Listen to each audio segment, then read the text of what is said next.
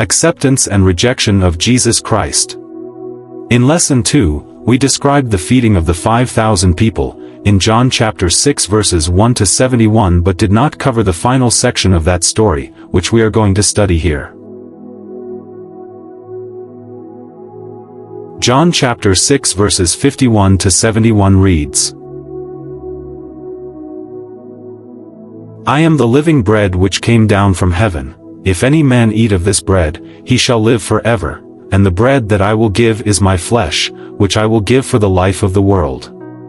The Jews therefore strove among themselves, saying, How can this man give us his flesh to eat?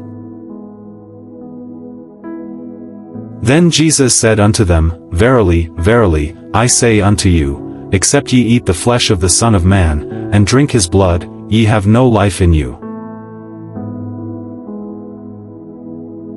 Whoso eateth my flesh, and drinketh my blood, hath eternal life, and I will raise him up at the last day. For my flesh is meat indeed, and my blood is drink indeed. He that eateth my flesh, and drinketh my blood, dwelleth in me, and I in him. As the living Father hath sent me, and I live by the Father, so he that eateth me, even he shall live by me. This is that bread which came down from heaven, not as your fathers did eat manna, and are dead. He that eateth of this bread shall live forever. These things said he in the synagogue, as he taught in Capernaum. Many therefore of his disciples, when they had heard this, said, This is an hard saying, who can hear it? When Jesus knew in himself that his disciples murmured at it, he said unto them, Doth this offend you?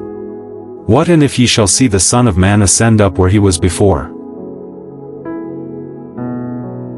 It is the Spirit that quickeneth, the flesh profiteth nothing. The words that I speak unto you, they are spirit, and they are life. But there are some of you that believe not. For Jesus knew from the beginning who they were that believed not, and who should betray him. And he said, Therefore said I unto you, that no man can come unto me, except it were given unto him of my Father.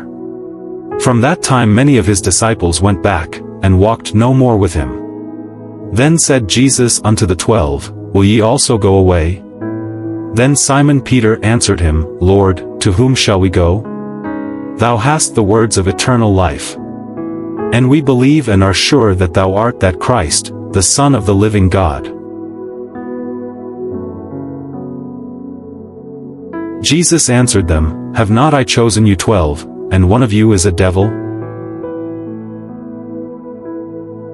He spake of Judas Iscariot the son of Simon, for he it was that should betray him, being one of the 12. The question in our minds now is, what did Jesus say that people had trouble accepting? Having just been fed, miraculously, by Jesus, the people were ready to crown him king, John chapter 6 verses 1 to 15.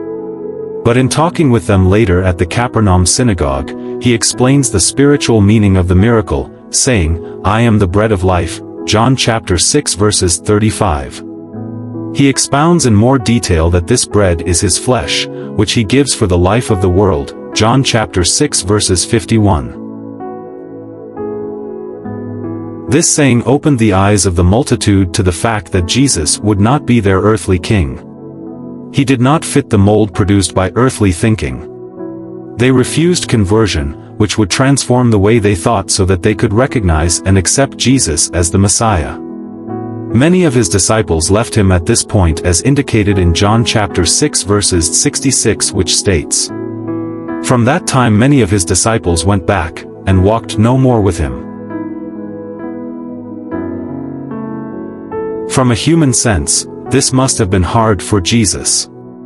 The approbation of the crowd is pleasing. Who doesn't want to be liked? But seeing many people draw back and question one's principles is naturally discouraging, as well. Seeing the multitude depart, Jesus asks his inner circle, the 12, if they want to leave, too. This is when Peter makes his amazing confession, another witness as to both what Jesus has and who he is. You have the words of eternal life, and we have believed, and have come to know, that you are the Holy One of God. John chapter 6 verses 68 to 69. The disciples had been with Jesus for a couple of years, traveling with him, seeing his miracles, hearing his sermons. They knew from experience that there was no one comparable to him. The conviction settled upon them that, however unusual some situations might be, this man was the Messiah, regardless of how much they still didn't understand about his purpose for coming. Only after his death and resurrection did they start to understand why Jesus came.